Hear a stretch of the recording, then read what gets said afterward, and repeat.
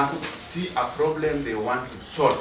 Let us not want to come to the office because time has come to come in. That's not the right approach. So, that having been the case, my bigger problem was the youth. I feel youthful. And therefore, the first question is, who is a youth? Who is a youth? There are two ways. A youth can be seen from the point of view of the age.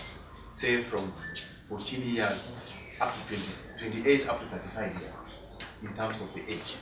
But psychologically, a youth is anybody who considers himself or herself a youth. Even at 60, you can still find yourself thinking like a youth. My engagement of the youth started with wanting to resolve the problems that are affecting the youth. And the biggest problem affecting the youth is unemployment. So you hear people say we have created a very good education system, and therefore we have very good people who are qualified after Form 4, as we call it. Wealth creation is actually about having business ideas. That's where wealth creation begins. Having business ideas and engaging that idea and executing it and making it come out productively to your satisfaction. Sometimes they fail. Sometimes they fail. When your idea fails, you don't stop it. You move on with it and try it again. But today, unfortunately, our youth in our county believe in being given money. We must solve a problem. If you don't identify a problem, you cannot solve it. Our youth today believe that they should be given the money. This is the truth. If I give you the money, it means I have already worked myself. I have worked and I have been paid and I have the money. So you want me to give you the money which you have not worked for. The misfortune is this. You will never get enough from me. The right way to engage the youth in wealth creation is to empower them to participate in the job, in the process of working and earning. You know, when you earn your money, it doesn't end. You work and keep on adjusting your growth and keep on increasing. Tunastahili kwanza kujiuliza ya kwamba ni njia gani nitahusishwa kwa mpango ya kujitajirisha? Nitapata kazi yangu kwa njia gani? Nitafanya biashara yangu kwa njia gani? So in my focus then is what can we do so that we create the resources and also create the market? Because if you give you the resources and you don't give you the market as the youth today, you'll be just going around the same problem. Unaweza kuja kama unakuwa kwa ofisi. Yes. What if kama hutapata kama hutashinda kuingia katika ofisi ya gavana, utaendelea kuengage the 13 investors wasaidie the youth ama utaachana na hiyo? I have engaged 13 investors and they are willing to come into the county. The answer is yes. The question, what will happen if I don't make it to the office? And what will happen if they will come in or they will not come? This is how it works. As we are speaking, our county is in a mess. Let me put it that way, plainly, in the sense that an investor is somebody who is very afraid because he's bringing in about the least an investment can cost is at least 500 million, the least an investment at a particular place. Now, there's nobody willing to come and spend 500 million anywhere when he's not going to realize the value for the money. You see? Therefore, this person must be assured by the person who is offering the provision that if I come and invest at your place, first I will be safe, my investment will be sound. They've already done the feasibility study. So what they are lacking now is what we call the goodwill.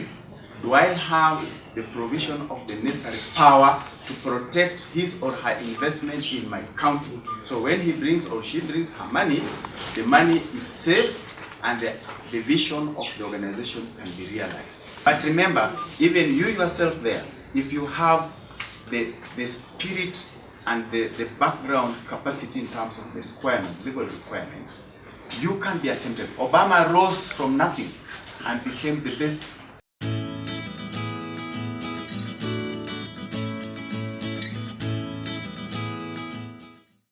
For two reasons, I want to stick with this agenda of youth, but I also am very passionate about the agenda of women and young mothers, and that will also be a very critical part of the things we shall be talking about.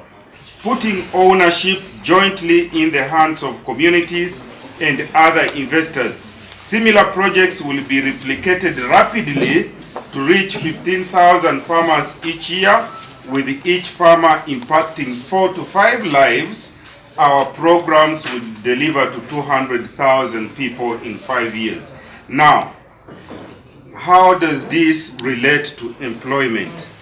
Modern agriculture requires skills, like for example, if we're going to use computer controllers, we need that knowledge because we're going to be doing irrigation.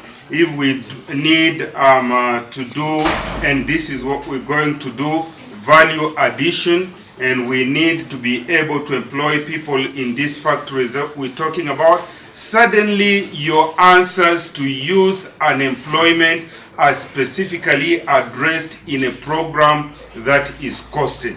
If we go into the details of it, some of you need to be trained to be plumbers, to be artisans, to be checkers of environment, to be lab technicians, people that will check soils, to be extension officers. Because you're knowledgeable, it's very easy to train you to be extension experts out there in the field.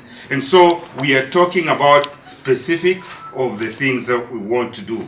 My name's in full Dr. Paul Otuoma Nyongesa. I'm currently the MP for Funyula. So going back to the youth agenda, on the issue of youth inclusion on governance and decision-making process, I think you're already aware that the youth charter that was developed in this country, I think Kenya was the first country also to ratify the African Union. You remember the African Youth Charter,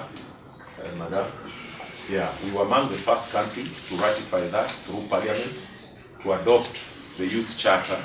And one of the things was to involve the youths in decision-making process.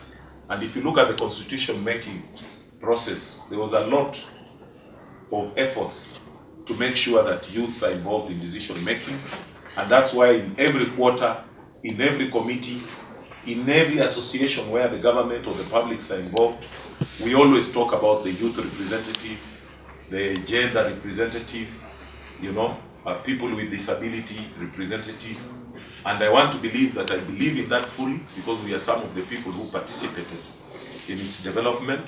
And we know, some of us, if we had not been given opportunities as youths to progress, like when I went to the cabinet, I was less than 40 years.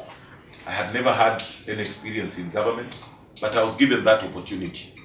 And whether I proved myself or not, it will be up to you to judge that.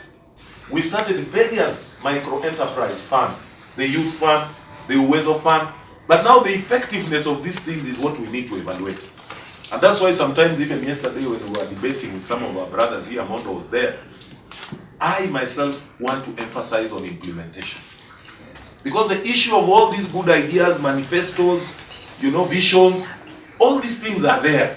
The issues of drugs, these are issues that can be addressed by making sure that the youths have got recreative areas and support groups that make sure that those people who have got drugs don't have opportunity. When I took over as an MP of Funyula, I can tell you I was surprised why one of our top schools was not doing well, Sigalando. We just came to discover that some villagers were brewing chana outside the fence of the school. Can you imagine? And then we were talking about indiscipline in schools, people wanting to fight teachers, you know, people creating very crazy things. When we finished all those things, we have not had strikes in some of the schools that used to have strikes every day, who are interacting with the various youths also from the areas where they come from across the whole county. In fact, the other day they were even able to have their own fundraising to support their activities. And of course, definitely they're also pushing the youth agenda to make sure that out of all those competing interests, the youths are going to be represented. I saw one of the questions there was, how many youths are you going to include in your executive? Yeah, and as we say, some of these things, as you work out, you will see people with talent, people with abilities who will come up. And I can assure you that despite the criteria that we are saying that we have to spread, you know, these positions across the sub-counties, but there will be a lot of opportunities where the youths will be involved and you will earn your rightful place. What proper mechanism have you put in place in terms of youth empowerment when you become the governor? And the human resource development, as I told you, encompasses all these things about, you know, education, skill development, so that you get skills, entrepreneurship. We want to make sure you are healthy. So it is overall well-being of the youth. And by doing that, I believe that when you get skills, you'll be getting opportunity to be empowered. When we chase away ignorance, you will be getting opportunity to be empowered. When we make sure that you are healthy, away from all these things that you know have been ravaging youth, HIV, you know, all these other things, drugs, we make sure that you are healthy from that, we will be empowering you. Then it comes now to the second question that he asked. How will you make sure that now there are opportunities for you, that once you have talent, you are enterprising, now how do you create this job employment opportunity, earning, ways that you can earn your income? Because I'm one person who has moved away sometimes from the issue of saying that one must really be employed. I believe that one can also be an employer. Yeah, and through, instead of you being employed, you can employ. So we combine all those things. Then now I come to his question that he said, what opportunities? You see, as a government, as I say, you create an enabling environment.